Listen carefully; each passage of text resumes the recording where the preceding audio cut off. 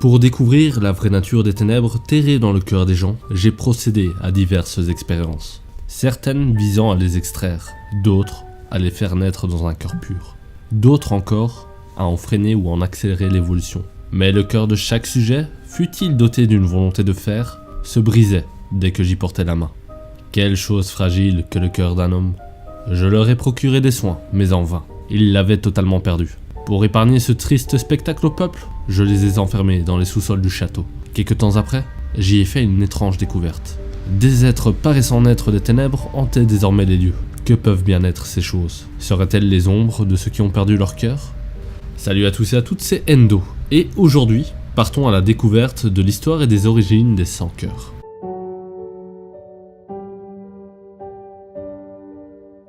De ce que l'on raconte, à l'origine, il n'y avait que la lumière. Mais le cœur des hommes est aisément corruptible. Ils commencèrent à la convoiter, ouvrant ainsi la brèche aux ténèbres. Ainsi naquirent les sans-cœurs, qui déferlèrent sur le monde, allant jusqu'à l'engloutir, lui, la lumière et le cœur des gens. Heureusement, des fragments de lumière survécurent dans le cœur des enfants, permettant ainsi à de nouveaux mondes de naître. Cependant, il était trop tard. Les ténèbres étaient maintenant bel et bien là, et par conséquent, les sans-cœurs également. La manifestation et conséquence des ténèbres.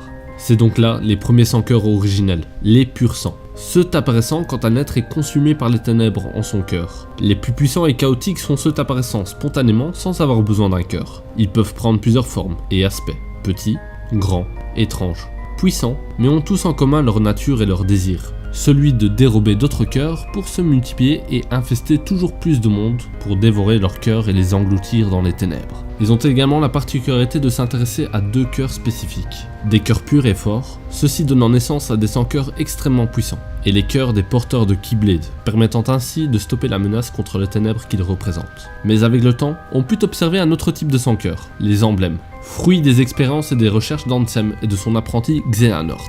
Ce sont des sans-cœurs, créés artificiellement dans les sous-sols de la forteresse oubliée à l'aide d'une machine qui reproduit le processus d'un cœur englouti par les ténèbres. À force de prolifération et d'un comportement identique au pur sang, aujourd'hui, on ne les distingue plus que par l'emblème qu'ils portent. Mais l'existence des sans-cœurs ont engendré plus de choses qu'une simple guerre entre la lumière et les ténèbres. Ils ont influencé de manière immuable le destin des mondes. Car lors des expérimentations de Xehanort, ce dernier n'était pas seul, il était en compagnie d'autres apprentis. Et ces expériences autour des sans-cœurs tournèrent mal et les dépassèrent, au point que tous ceux présents eurent leur cœur englouti par les ténèbres. Mais leur cœur était puissant et donna naissance à des simili, des êtres n'appartenant ni à la lumière ni aux ténèbres, ayant gardé leurs âmes et leur corps malgré leur cœur perdu. On apprend ainsi dans Kingdom Hearts Dream Drop Distance: si un être vaillant perd son cœur ou s'il lui est dérobé, son corps et son âme peuvent subsister sous la forme d'un simili. Les simili n'ont pas de cœur, mais conservent leurs souvenirs d'êtres humains dans lesquels ils puisent leurs émotions. À la différence des sans-cœurs, les simili sont organisés selon une hiérarchie et dirigés par l'organisation.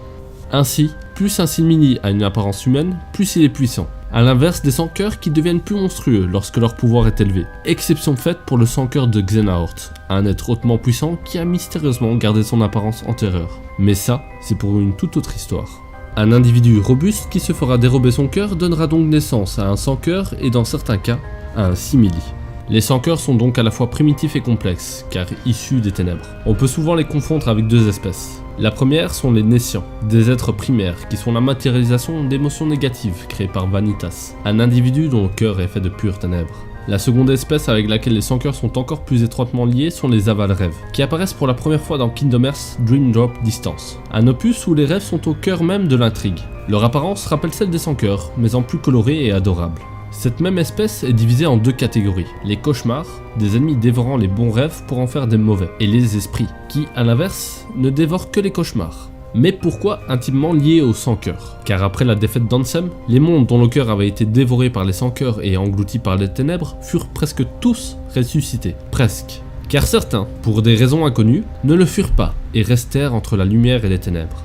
On les nomma les mondes endormis. Les sans-cœurs ne pouvant plus y accéder, les ténèbres prirent une nouvelle forme, les Aval-rêves. Les sans-cœurs sont donc les plus grands ennemis de Kingdom Hearts, puisqu'à travers leur existence, ils représentent déjà une menace, mais influent également aussi sur le cours des événements, en donnant naissance à d'autres ennemis redoutables, tels que les simili, le sans-cœur de Xehanort et bien d'autres encore. Avec l'arrivée imminente de Kingdom Hearts 3, il me semblait important de faire un petit topo sur les sans-cœurs et du tumulte qu'ils ont engendré, car quelque chose me dit qu'ils n'ont pas encore livré tous leurs secrets. J'espère en tout cas que vous avez apprécié cette vidéo. Si c'est le cas, n'hésitez pas à vous abonner, à activer la petite cloche et de mettre un petit like de l'amour. Et si vous avez d'autres sujets de vidéos que vous aimeriez voir sur cette chaîne, laissez-moi un petit commentaire. On se dit à très bientôt pour la prochaine vidéo qui risque d'être assez cool.